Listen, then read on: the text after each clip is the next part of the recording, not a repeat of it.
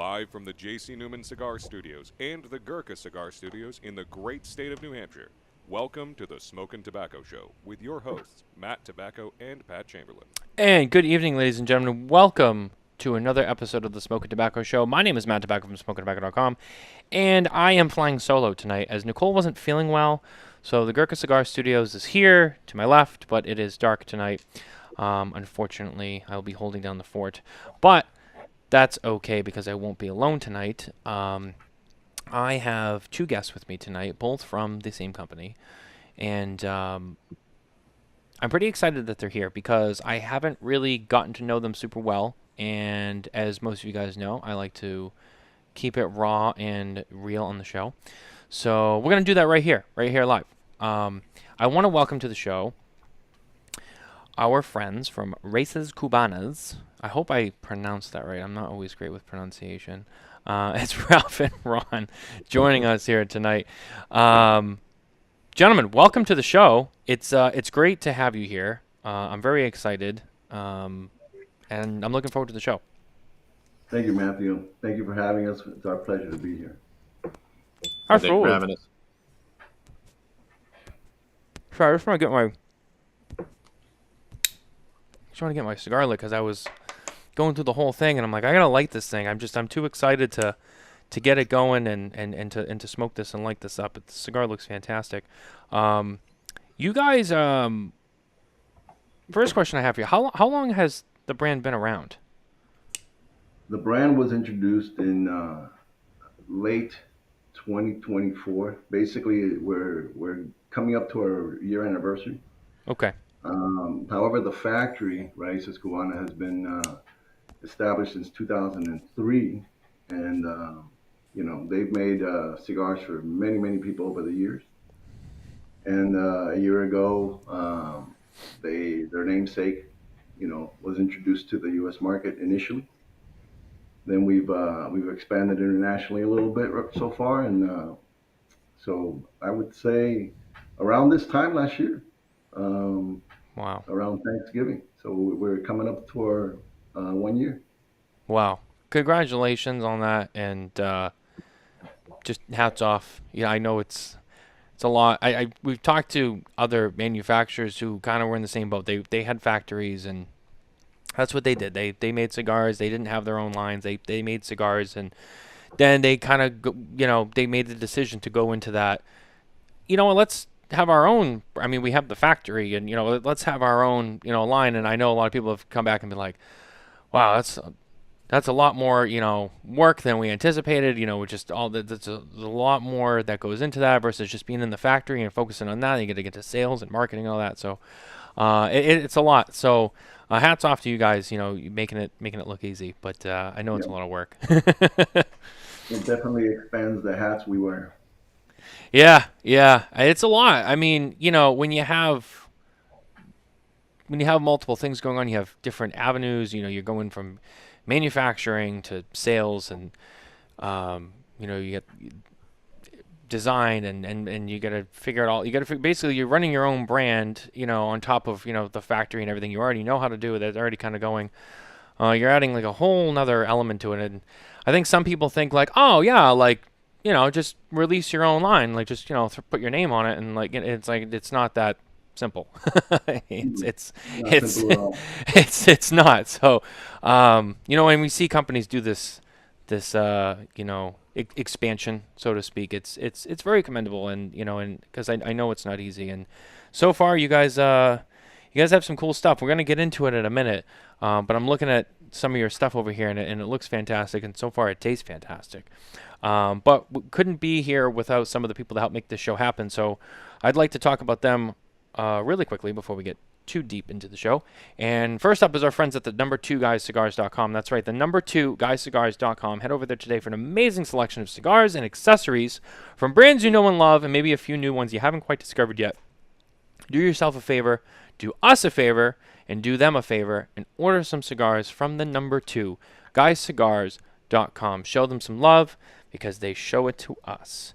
And I also want to thank our friends at Dupont because every week here on the Smokin Tabacco Show, we shake up the legacy with Dupont. And I have with me a couple of their newest creations featuring the new Deafy Windproof Soft Flame Lighter, which has a review coming out very soon. And the new, where is the lighter? I just had it in front of me. That's odd. Anyway, I have the new Fuente collection from ST Dupont, very, very limited. Ask your local retailer today for more information on these products. Ask them if they carry ST Dupont. If they don't, tell them to get their life together and call Les Mann to make it happen.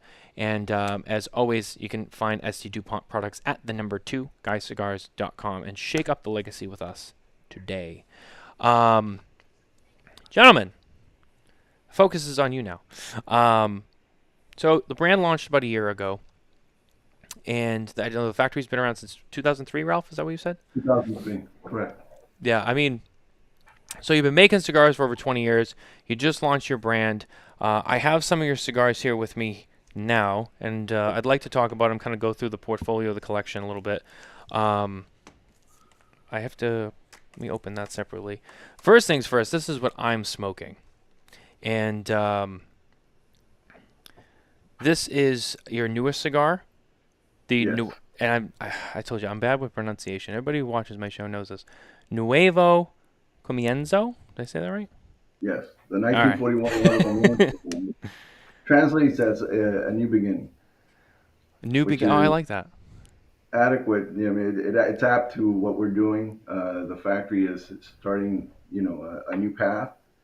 Our 1941 Raices had it in the marketplace several years ago through Alec Bradley. Okay. But that was a short stint. 1941 is the birth year of the founders of the company, Romain de Maño and Mariano de Maño.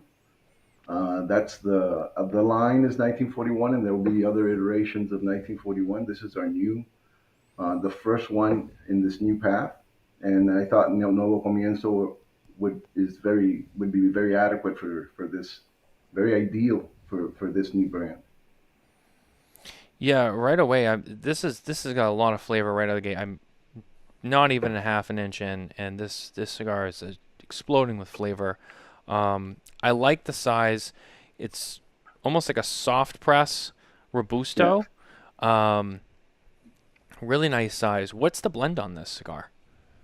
The blend is a combination of Honduran and Nicaraguan.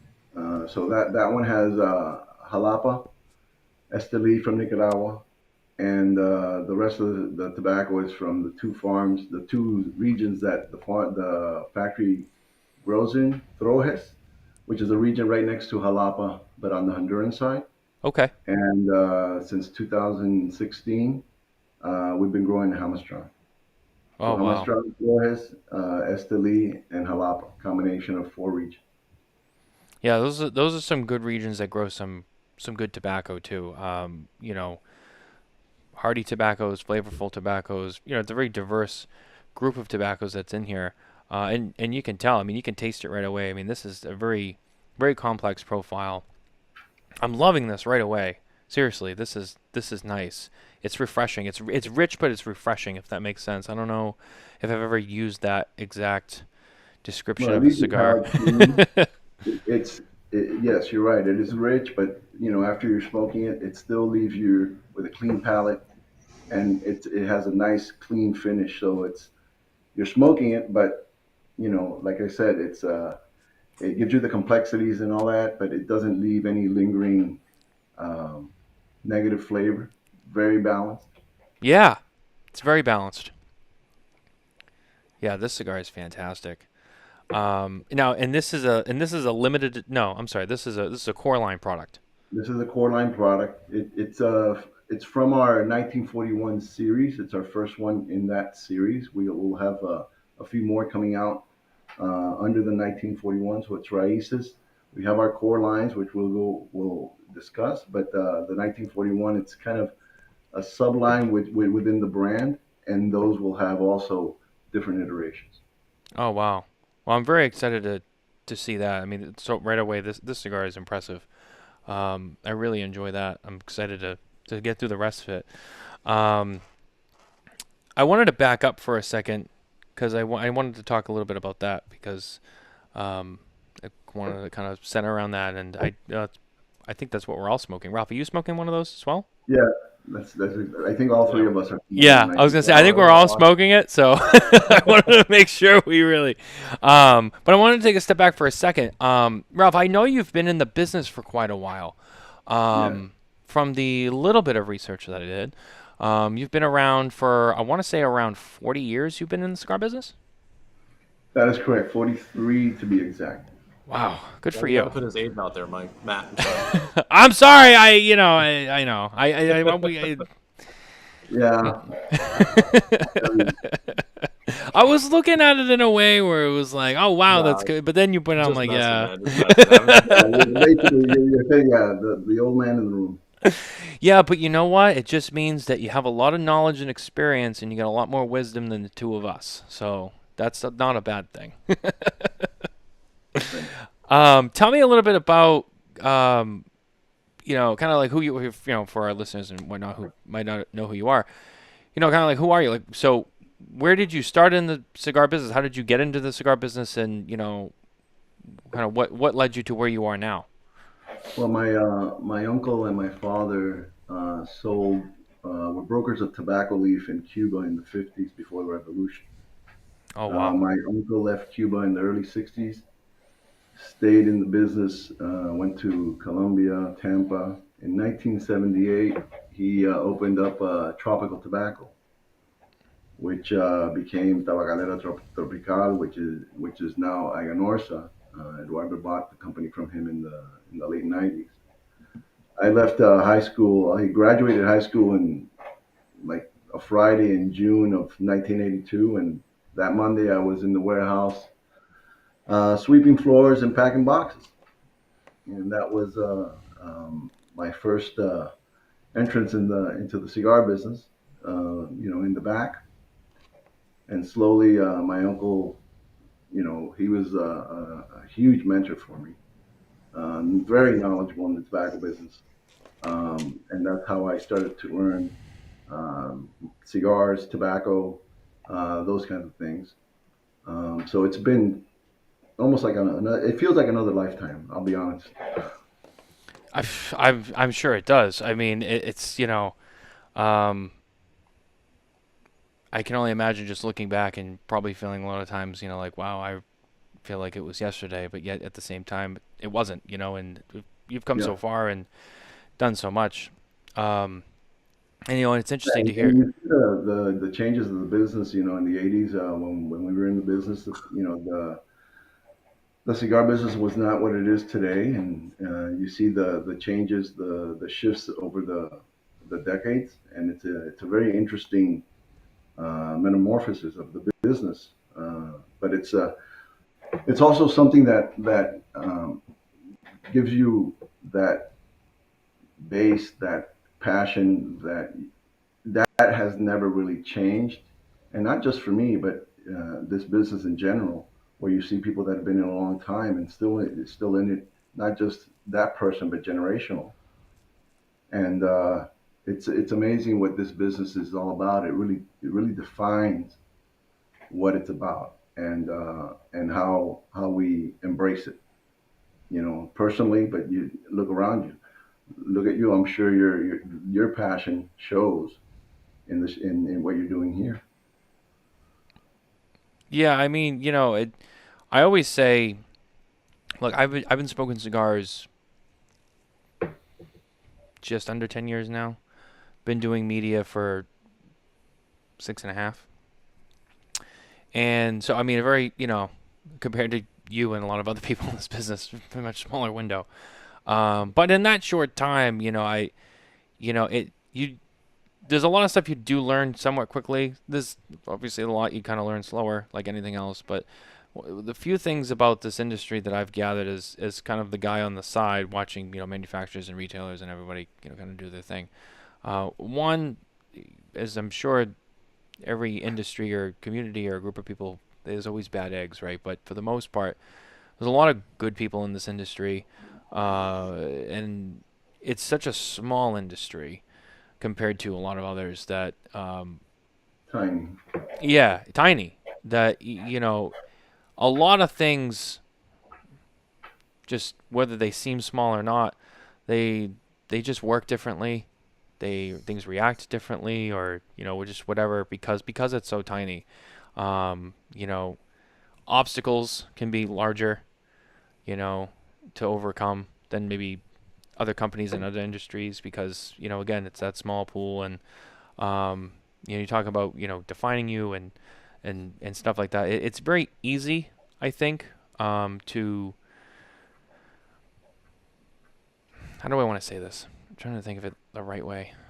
It's easy to get derailed, but and I think obviously people see that stuff all the time, and people like to focus on the stuff. But there is a lot of hard work that goes into it, that you watch people grow and blossom, and yeah, sometimes things are quick and easy, but it's that long game, and you watch people kind of get into the business and start small, and you see them start to grow, and the connections they make and people they work with and the impacts that they might have. Because while it's always hard to grow and it's always hard to build, the same time the community's small, I feel like people notice it a little bit more, because people can stand out a little easier in this industry. Um, and everyone knows each other, and everyone kind of talks to each other. And as much as and I've had a lot of manufacturers on this show, and I've talked to them, and wherever, and all that, we've had a lot of conversations. And as much as everybody owns a business, everybody runs a business, everyone, business is competition, right? At the same time, this is another quirk about the industry, is you see how tight knit everybody can be. That I feel like you don't see other places, because it's, as much as everyone competes in business, they also work together, they stick together. You got companies that are separate businesses, they compete for shelf space, but yet principals or the companies themselves or whatever, they work together, they buy tobacco from each other, they maybe they distribute products or something like that. There's a lot of intertwining that happens. And a That's lot of, very few places. I think that we're unique in that respect, yeah. where you have competitors basically that he is that you can sit at a table, have dinner, have conversation, cooperate. That's one of the reasons why we were able to kind of join together and fight what occurred with FDA. And you can do that in some other businesses, but I'm talking even from a personal standpoint, where you see your competitor and you shake hands and you have a conversation and you hug each other, and it's unheard of in other businesses. Yeah. Yeah, 100%. And we have this conversation a lot on the shows, and just in general, and it really is. It's you see people come together in such a close way. And I think people who don't know this industry, community, whatever, you kind of see that and be like, that's weird, But at the same time, I think for all of us, it's not, because we're used to it. And it is one of the things that makes this industry so special. Um, just about everybody I've ever had on this show and I've interviewed, whether they were from a family business and that's all they ever knew, or they worked for a few other places, they all had several people from other companies they could rattle off quickly and easily, with positive stories or positive connections or something that they did to help each other, or something they did together, or whatever. And I always tell people, like, hey, we're not like, we're straight shooters here. It's, you can always, very rarely does anyone have anything negative to say about someone else. Not that I encourage, you know, shit talk, but I always say, like, hey, like, we like to promote full transparency, but most of the time, about 99% of the time, you just don't see that very often. And I agree. and it's nice to see, and it's genuine. And that's the key. I think it is genuine. I mean, you see maybe a lot of other um, companies or industries where you see the same thing, but is it really genuine? Hmm. Is it true? I think we do feel that uh, I don't know, friendship is the word. Many of my friends, or anybody that I see in from the industry, competitors, other manufacturers, it is true feeling that when I see them, I'm happy to see them. It's not something that is an act. Right. Right. And another thing I've learned too. You meant so your family's Cuban. Yes. Um, Obviously, a big part of the cigar business is a lot of Cuban families. There's a lot of Cuban heritage. There's a lot of Cuban intertwinings. Even though there's a lot that's done outside of Cuba now. I mean, the families, the heritage, the traditions, the culture. A Yeah. lot of that is still very alive and well. And I'll be honest with you, I didn't know a lot about the Cuban people before I really got into cigars. Not that I had any, thoughts, positive or negative or whatever like that before. I really didn't know, but I spent a lot of time with Cuban people, as you can probably imagine, and I've learned some interesting things. One, they're some of the hardest working people I've ever met. Um, they're some of the most loving people that I've ever met. Whether they're really big and successful, or they're still kind of small and growing, no matter where they are on that chain. They're always very grateful. They're very kind. They're very helpful. They never seem to forget like where they came from. Even like the biggest of the bigs that we've had, they're always just so gracious. They don't try to act like they're above anybody. Everyone's just always they always still care about the little guy. It is a very special group of people. And I tell people now, I'm like, Cuban people are some of the best people I've ever met. And I think that also just plays into that whole, like we were just talking about. It starts with the traditions of the culture that, primarily, the cigars were, so focused with for so many years. And then as the families left Cuba and they went to the Dominican, they went to Honduras, they went to Nicaragua, and they started anew, and they, the cigar landscape as we know it today began to grow. All of that went with them, and I think it's still, in my opinion, I think it's still alive and well, and I think that it's been nice to watch that community share that and teach that to other people, and that's why I think kind of like what we do here is it's great because we show that to people who Yeah, might not know that. even though Cuba has the culture, I mean, it's expanded, and especially in our business, expanded to many other aspects of regions, other countries, Nicaraguans and Hondurans, and very Yep. dedicated to the Dominicans, very dedicated to the cigar business, to the tobacco business. So um, it really, and that's why the business itself is so great. There, we talk about Cuba and the origins of the cigars and the fame and the where we came from. But if you look at the business itself, where we are now, and the different people involved in the business, it's wide and varied. It is. It's very diverse now, and I mean, even like the demographics of cigar smokers and the kind of people that you probably remember a time back during like the 90s, the 2000s when at least from what I heard, I wasn't there, but from from what I've been told, the cigar, even like the consumer, the average cigar guy, it was an older guy, it was a maybe a distinguished guy, it was always a very posh thing, like cigars and the luxury, which there's still a lot of that today, but now and you see a lot more of a younger demographic smoking cigars. You have more women smoking cigars today. You have all these different cultures of people smoking cigars. It's the landscape is so vast now, and it has really evolved and changed over time, which is great, and obviously the more it grows, the bigger the business gets too. Well, one of But the things also that I saw, even going way back, where someone in the 70s, 80s, you smoked a certain cigar, and that's what you smoked. right, And from I smoke this brand. This is what I smoke. And you're right. It was the image of the guy in the corner smoking a cigar, sometimes positive, sometimes negative, whether it was the luxurious uh, lifestyle or the guy who just smokes, right?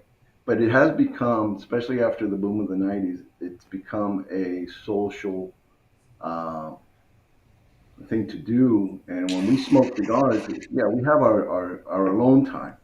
But one of the best things that I enjoy is when I have a group of friends over and we're smoking cigars and we're having a good time and we're conversing and we're talking. And that I think is the key really today.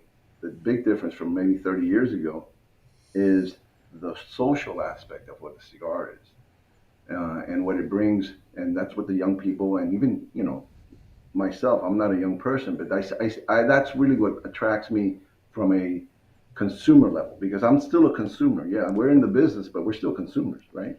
Right. And I enjoy that part of it, the getting together with friends, the smoking, the socialization, conversation, so on and so forth. I think that's huge. I think that's very important in our business. I agree. I think that's what makes it special. We talk a lot about the culture, the atmosphere, the experience in a lounge. You know, when you walk into a lounge and you see, whether it's a bunch of people, maybe it's a circle of people, but there's a group and they're together and I've spent enough time in shops over the years, as I'm sure you guys have as well, where, a lot of times it starts off where shop starts to pick up a little bit. People starting to come in. They're looking in the humidor. They pick out their cigar. They sit down. They cut it. They light it. They get situated, and then slowly that conversation starts. And it's fun to watch if you're not in it. It's obviously it's fun to be in it when it's happening, but it's also fun to watch it because it starts off slow and like this guy makes a comment to him. Yeah, that's right. He says something back, and then all of a sudden this guy's listening, and then he chimes in, and then you just watch this thing grow, and then before you know it, you got six guys, or maybe some ladies, that maybe didn't know each other, and all of a sudden, like they're in this group, and they're moving the chairs around, and they're all going for another cigar because they're starting round two, and they got a whole thing going here now, and it's fun to obviously be a part of that. It's fun to watch, and I think that's really, like you said, I mean that's what makes it so. Like you can go to a bar, you can sit at the bar, you can cry to the bartender about your problems, you can start getting a little tipsy, maybe a little drunk, maybe you talk to the people at the bar, but it's not the same. I've had people use that. Well, it's like going to the bar. No, No, no, it's really not. It's really not. Cigar shops. I mean, you could be drinking there too, but being in a cigar shop and smoking with other people, whether you know them or you don't, there's something unique about that. because I think that the cigar gives us common ground. Yeah. And one of the things that someone told me a very long time ago, which is true, is it breaks the social separation, right? Social economic separation. It Yeah. doesn't matter who you are, what you do, or how much money you have, but when you're in that group, you're all cigar smokers, and you have conversation as cigar smokers, and it really equalizes the playing field in a certain aspect. And I think that's what makes it special. Yeah. I fully there's no status. There's Correct. no there's no class, there's no status. It's just you're just individuals. And that's nice. And you don't get that a lot of places. And you don't always get that in a bar. You don't always get that, you know, most social circles and situations people like to stick with their people or they like to be alone, but I've tried to just be alone in a cigar shop. You just can't. It that bug bites you and you're in. You can't just And go to a cigar shop you and sit wouldn't there want to be alone. alone.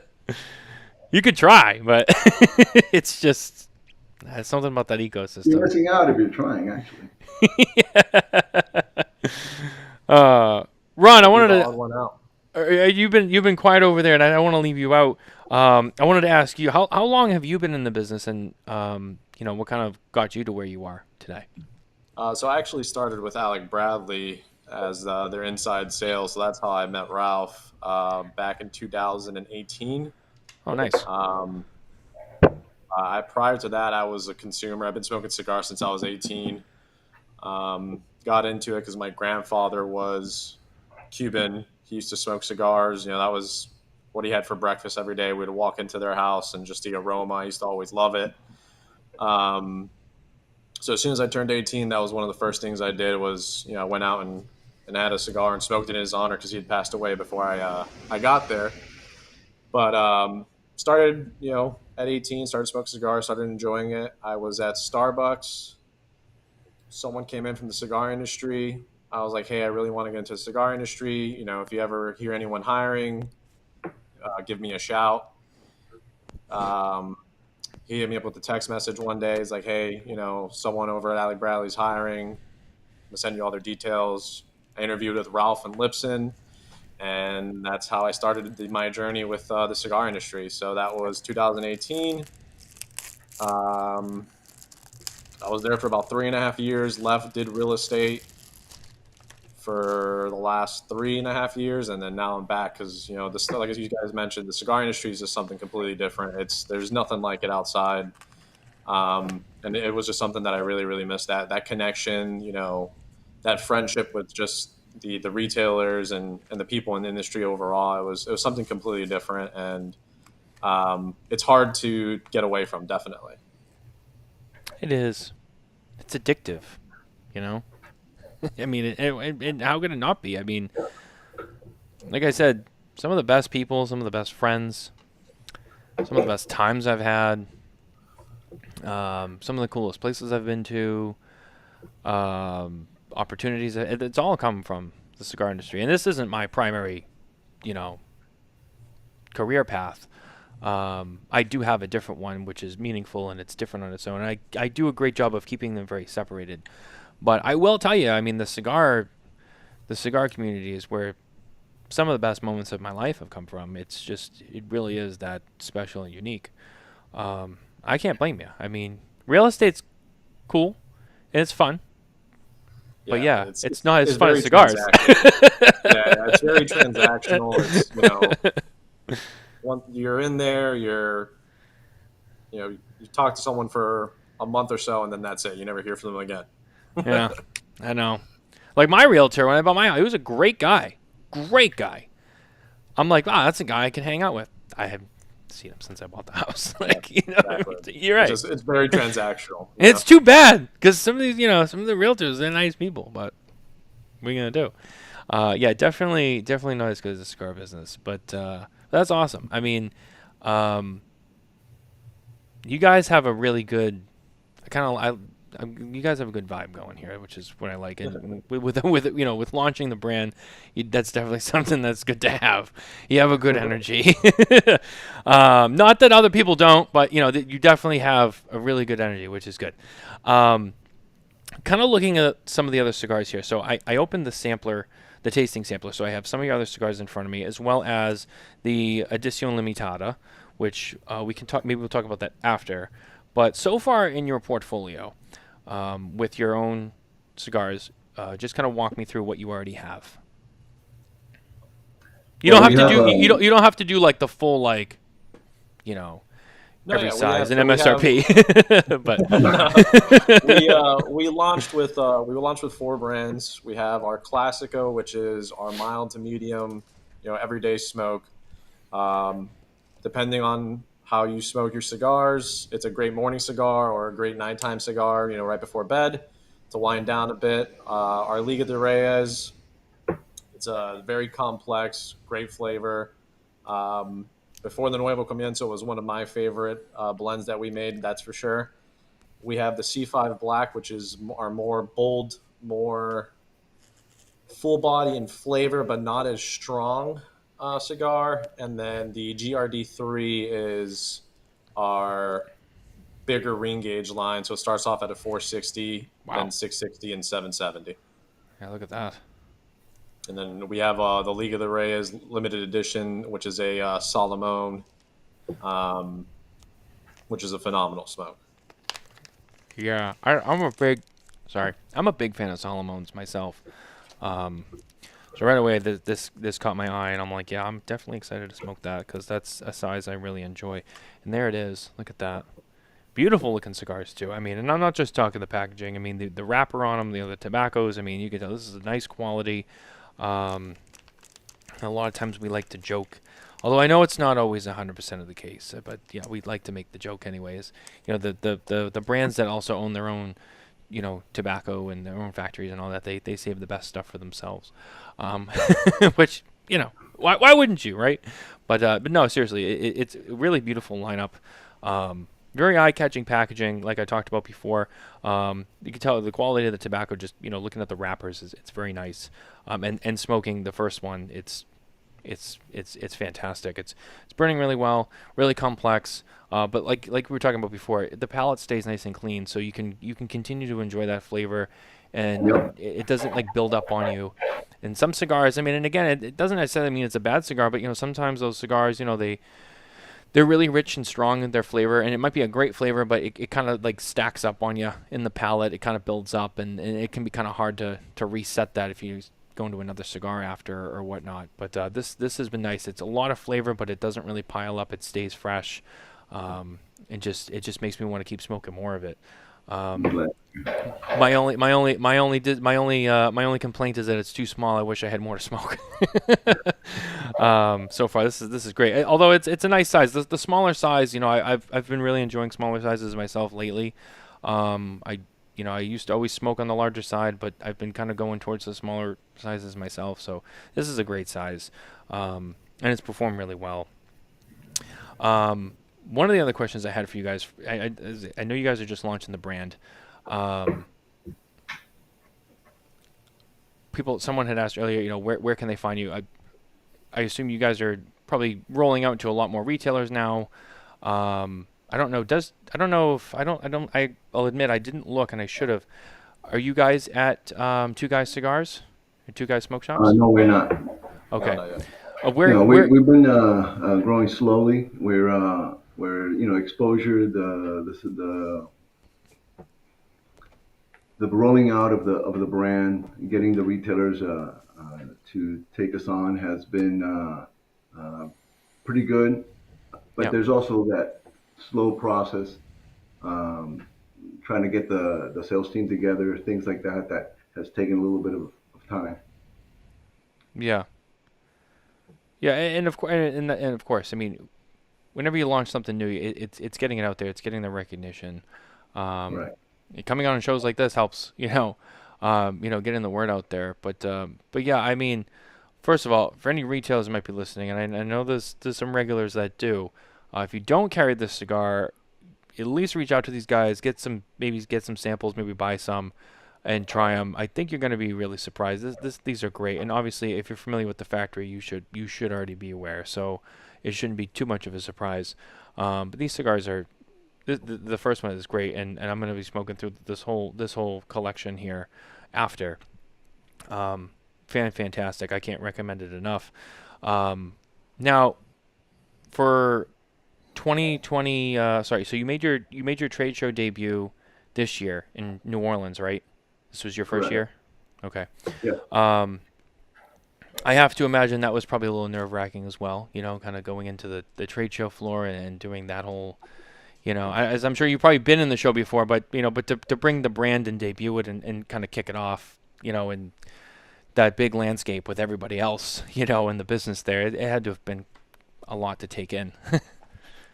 Well, it was very exciting actually. Launching a new brand, going to the PCA, being amongst the industry. It was actually a very positive experience, and now we're coming up to pretty soon we'll be on the 2026 PCA, Right. and we've got some new things coming out and trying to expand our portfolio slowly over the next few years. Next year, we've already got some plans in place to launch possibly 2 to 3 lines, including a limited. So we're excited to grow our portfolio and try to get some new and kind of exciting things out to the consumer.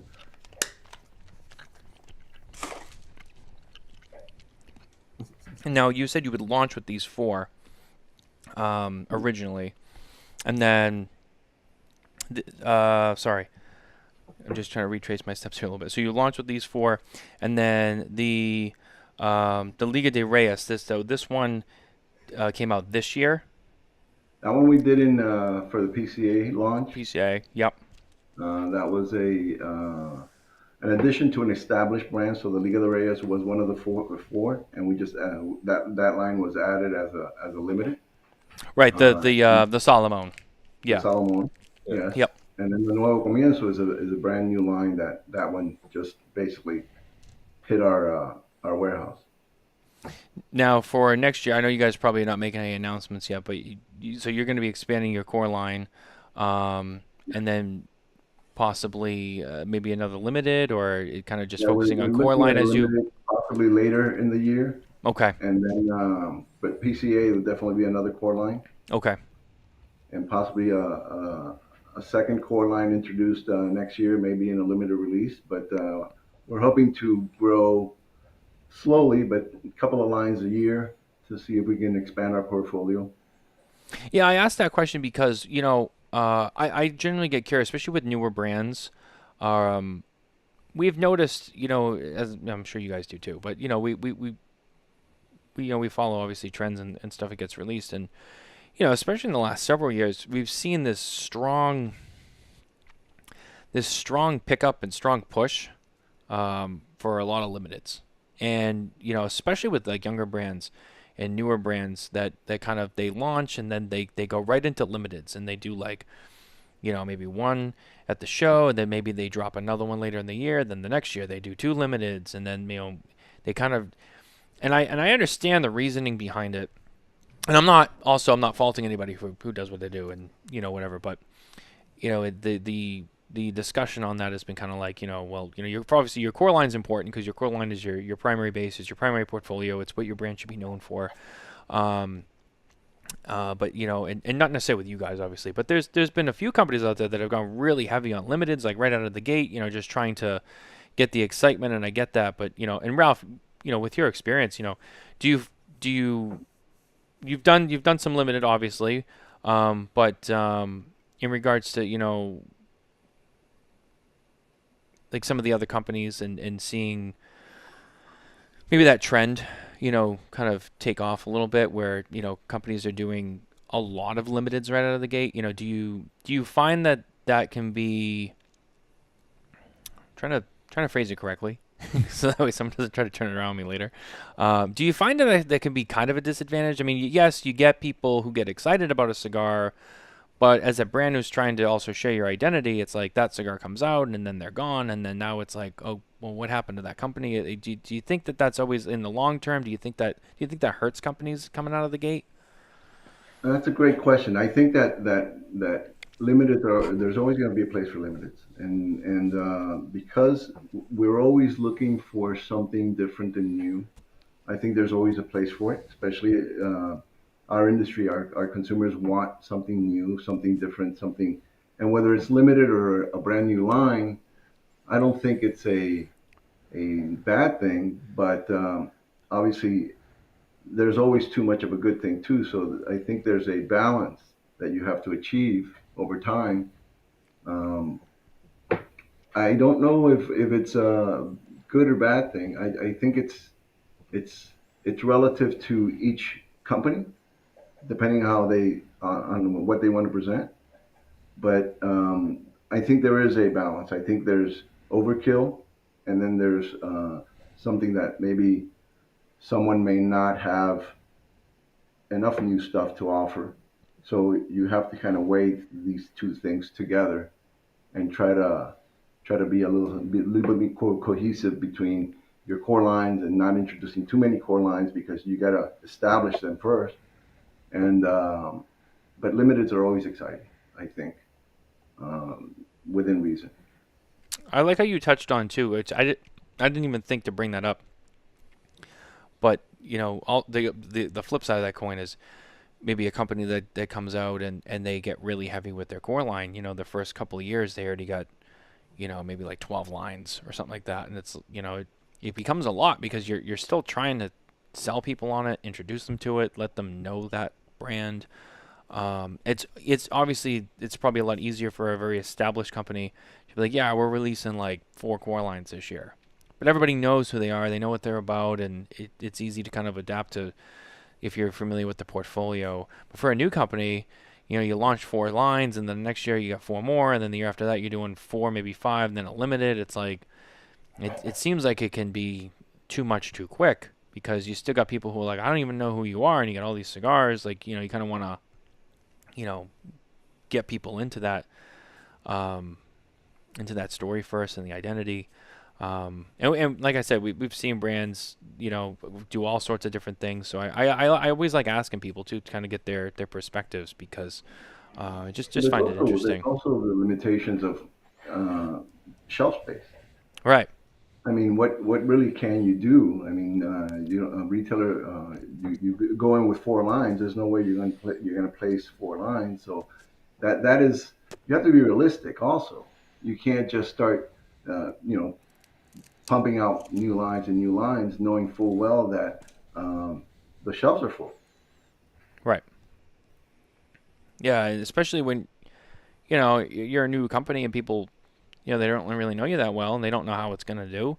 You don't Right. have as much of a track record. You can't expect someone to give you, four full shelves. It's a little unrealistic, like you said. I mean, unless it's somebody who you have a real personal relationship that already knows you and they trust you, and they're like, I'm really gonna take the chance on you. I mean, most people are like, I'm gonna buy maybe like, two of the lines, and like the three sizes that I sell the most of and that I think that do well, and they're gonna run with it for a while, and then if it does well, yeah, well, let's maybe pick up a third line, and grow it from there. And Um, that's the reality. yeah, That's how it is.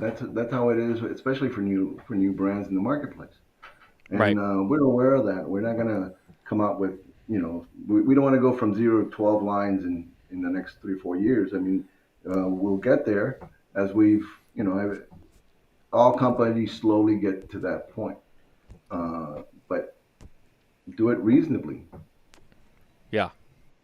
I also like how you came out with the four that you have already here, um, and now you've added to that a little bit, but you started with that, and some companies start with just one, and that's not a bad thing, but it's nice to have, even like right out of the gate, that the options, some different profiles, new brand, launching some cigars. Yeah, and some companies, they might start with just one blend, 3, 4 sizes maybe, and that might work too, and it does work. We've seen it. Obviously, that's not a bad thing.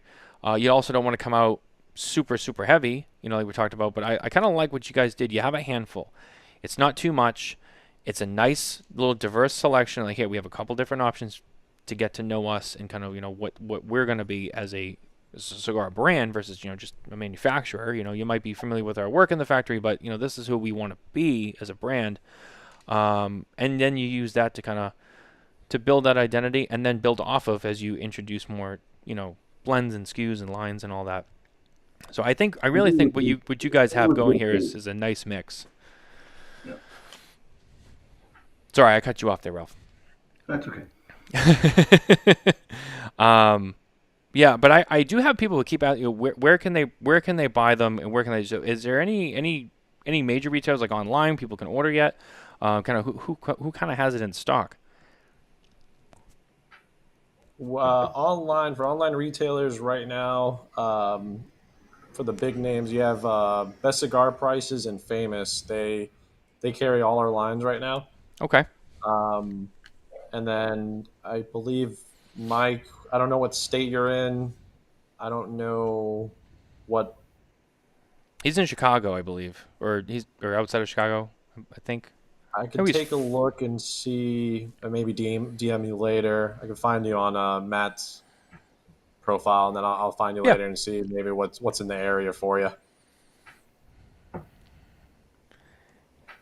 Yeah, same with Mike over here. Like I said, we had a couple of questions. People already looking to buy and to try these, which is great. Yeah, guys, you should definitely try these. It's something new, and I think you'll based on the first cigar, I think it's gonna go well. So definitely check those out. Let's take a pivot here for a moment. We'll take kind of a break from the hard hitting discussions. We're gonna go to our trivia segment. We'll kind of break it up a little bit. Our trivia, once again, brought to you by Perdomo Cigars, featuring our 2024 Cigar of the Year, the Perdomo 30th Anniversary Sun-Grown Epicure. Perdomo Cigars, different quality, tradition, and excellence. So, in spirit of Thanksgiving being next week, Nicole, even though she's not with us tonight where she normally does the trivia, she did prepare trivia questions for me for tonight for the show. These are for you guys. They're nothing too hard-hitting. They're not cigar-focused, so don't worry about that. They're mostly Thanksgiving-based. So we'll go through. We only do a couple of them, but we'll go through these and we'll have some fun with it. The first question is, and you guys can both answer if you guys know it or whatever, you can just jump in. Which U.S. president first made Thanksgiving a national holiday? And I do Ralph, have you're the multiple. history buff. You answer these questions. I do not know. So I have 4 choices. I have George Washington, Abraham Lincoln, Thomas Jefferson, or James Madison. I don't know if that helps you narrow it down.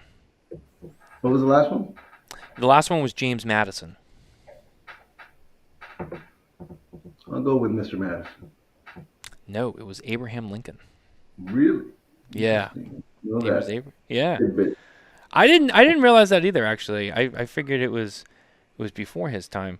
What meat did the indigenous Wampanoag people most likely contribute to the first Thanksgiving feast? Buffalo. That's a good guess, but no. You know, everyone's just going, "Oh yeah, turkey," and it's like, no, the turkey came later. But buffalo's a good guess. What? Do you have any choices for me? I don't know if that would do. make it too- No, I can go through them. So the turkey, venison, pork, or chicken. Venison. Yeah, it was I venison. would say venison, yeah. Yeah, yeah. Which U.S. state produces the most turkeys each year? Minnesota, Arkansas, North Carolina, or Missouri? I feel like North. I I'll think go it's North Arkansas. Carolina. North Carolina. Ralph, what'd you say? Arkansas? No. I feel like the answer is a little shocking. Even I was like, really? The answer is Minnesota. I don't know why, but I just don't picture Minnesota being a big turkey country. I'm with you with like North Carolina, Arkansas. Like, yeah, I could see that. Minnesota. Okay. And we got one more for you. In what year was the first Macy's Thanksgiving Day Parade held? Wow. And I can give you the choices too if it helps. I got 1904, 1924, 1944, 1956. I'm gonna go with 56. No.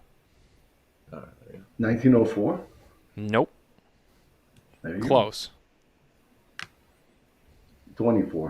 1924. Yeah. 0 for 4 on this trivia. I know. Or for I know. 5. Look, I'll be honest with you. Normally, when we don't have a guest, it's just me. And I'll be honest with you. I crash and burn a lot of the times. I go into it like, you know what? Like, I feel like I know a lot of things, and then they start reading them to me, and I'm like, I've never felt more stupid than I do right now in front of everybody else.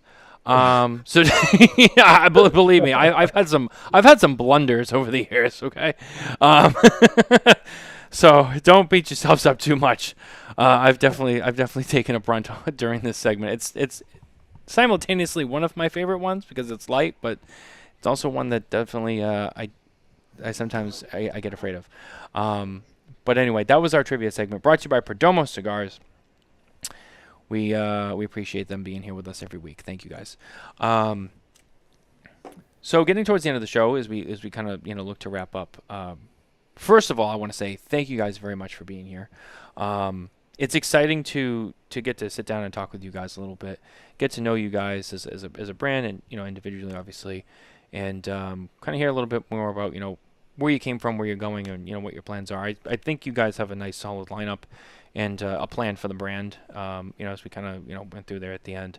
And it'll be exciting to watch you guys grow. I'm excited to smoke the rest of your cigars and really get a full feel on what it is that you guys have to offer, and hopefully get an idea of kind of what you're going to do in the future. So thank you very much, like I said, for the time and for sharing your stories with us and letting us get to Matthew, know it's you. our pleasure. I'm very happy that you had us on, and very pleased.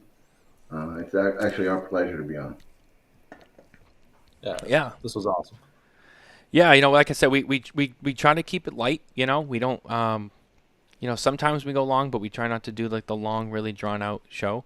I know that can be a lot sometimes. So hopefully this was nice and easy for you. And obviously, you guys are welcome to come back anytime. We'd love to have you guys back on the show anytime. Thank you. It would be fantastic to catch up with you guys, and we'll get to see you at the trade show down in New Orleans, and come by the booth and chat and see everything and meet you, three-dimensionally, which I look forward face to. face. Yeah, which I look forward to. Thank you so much. So thank you guys very much. For everyone at home listening and watching with us, thank you so much for being here with us tonight. If you're listening or watching later on the downloads, thank you for being with us every week and supporting us. And don't forget to like and subscribe on all of our channels, everywhere you get your podcasts, and on our YouTube channel. And as always, do not forget to go to smokintabacco.com for more news, reviews, and updates from the cigar industry. And with that, we say thank you very much,